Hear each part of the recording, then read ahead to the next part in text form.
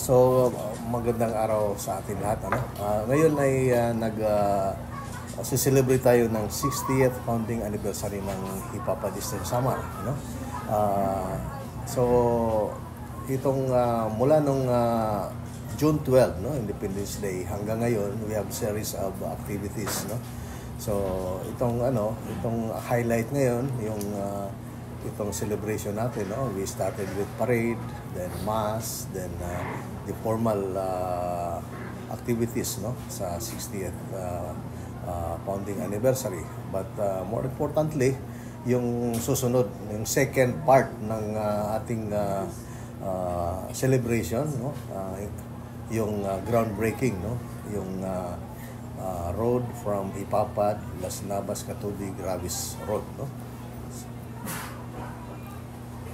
So, Sir, paano ito makakatulong sa Hipapad yung groundbreaking po ng Hipapad Las Navas?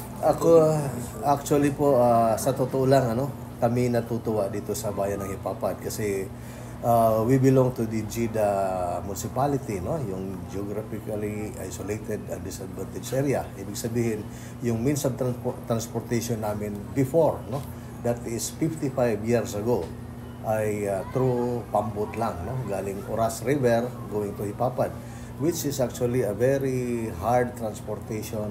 We will travel almost 6 to 8 hours from Oras to Hipapad, lalo na kung summertime. Mababaw yung yung tubig ng ilog, so masyado pong matagal yung transportation namin. Pero ngayon na nabuksan na po, yung highway galing Artiche hanggang dito sa Hipapad. At saka ito po, itong atin ngayon na magkakaroon tayo ng groundbreaking yung dito sa may portion ng Hipapad to Las Navas, I think we have only 6 kilometers remaining missing link, between the Eastern Samar and the Northern Samar provinces. So ito po ay malaking tulong po, lalo na in general dito sa Eastern Samar at saka particularly dito sa amin sa Hipapad. Bakit? Ito po ang magiging alternative road, route natin going to Northern Samar, exit sa Allen going to Manila, So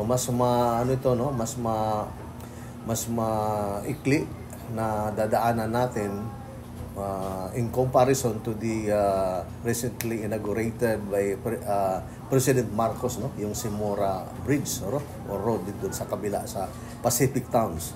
So ito po, malaking tulong po ito dito, kasi lahat na ng mga vehicles actually, I think they will prepare itong kalsadang ito kasi mas maikli nga going to Manila. So, pagkasunod niyan, siyempre, kami rin dito magiging benefited, dahil yung transportation, yung mga goods, mga supplies, construction supplies, or anything, bababa rin yung bababa rin yung mga presyo. Hindi kagaya nung unang panahon na talagang dollar ang namin dito, yung mga presyo ng mga common commodities. Pero this time, sabi pa itong road na ito, nagpapasalamat talaga kami kay Congressman Libanan kasi nakikita ko sa kanya, yung talagang malasakit niya sa mga kababayan natin, na mahihirap, lalo na dito sa amin sa Hipapad, ngayon lang kaming nabigyan ng pansin practically, So sa amin dito itong ginagawa niya, lalo na yung another access road, from Maslug to Hipapad na naumpisahan na rin, I think he has funded almost 300 million from Maslug to Hipapad, Next year I think we will also start Hipapad to Maslug na kalsada. So another road that will make even shorter, from Canabed, Dolores going to Northern Samar. Mas maikli pa ito ng another 1 hour. More than 1 hour na difference. So ibig sabihin yan, kami mismo dito sa Hipapad na dating nasa gitna ng kabundukan, practically magiging na kami dito, parang convergence of roads, no, from Eastern Samar, Northern Samar. At saka ang laking tulong po, no, kasi sabi pa nga, no, where the road ends, there's the insurgency. Ngayon, sa nandito na yung mga kasundaluhan natin, lalo na paglipat ng 52nd IB dito sa Hipapan, no, talagang malaking tulong po, no, sa peace and order situation dito. So alam naman natin, kung walang kapayapaan, katahimikan ng isang lugar, imposible yung development. So with the 60th founding anniversary, sabi ko, this will be another milestone for us in Hipapan, no, with this infrastructure na binibigay na dito ni Congressman Libanan, no, na magkakaroon talaga tayo ng chance, opportunities, no, na mapaunlad yung kabuhayan ng ating mga kababayan, no, at saka sa aming mga kanayunan, no. Kasi pag ano natin dito, if you will observe, pag na ano natin itong kalsada doon sa Northern Samar, ito po yung rice granary ng Northern Samar doon. Yung pinakamaluog dito, I think sa buong isla ng Samar, itong rice granary ng Northern Samar, yan ang pinakamaluog. So dito kami magiging benepisyado na rin kami dito, at saka yung buong kabayanan dito sa tri-boundary ng Samar, no, kasi part kami sa tri-boundary, no. Kami ang eastern part na boundary, tapos pati Maslog, tapos San Jose de Buwan, Matuginaw, Las Navas, ano, Katubig, yan kami po dito, we composes, no. So itong area na ito, actually itong playground dati ng ating mga kababayan na hindi pa bumababa. So ngayon na-neutralize na ng ating mga armed forces, mga kapulisan.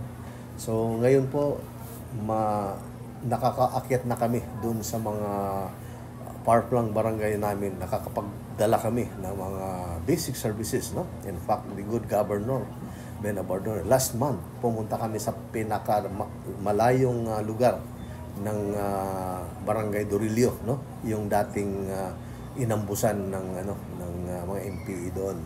So pinunta namin 'yan. So ngayon with the access roads na mayroon tayo ngayon, yung mga tao namin, yung mga products nila doon sa mga sa mga farmlands nila, ngayon madali nang makalabas. At saka pating Cupra, which is our first or primary source of income dito, medyo nakakaluwag-luwag na rin, ano, kasi madali nang i-transport from the barangay hanggang dito sa bayan at saka kung saan nilang gusto i-ibenta. Yung ilang barangay na far-flung barangay sa makaka-benefit itong kalsada was na dapat?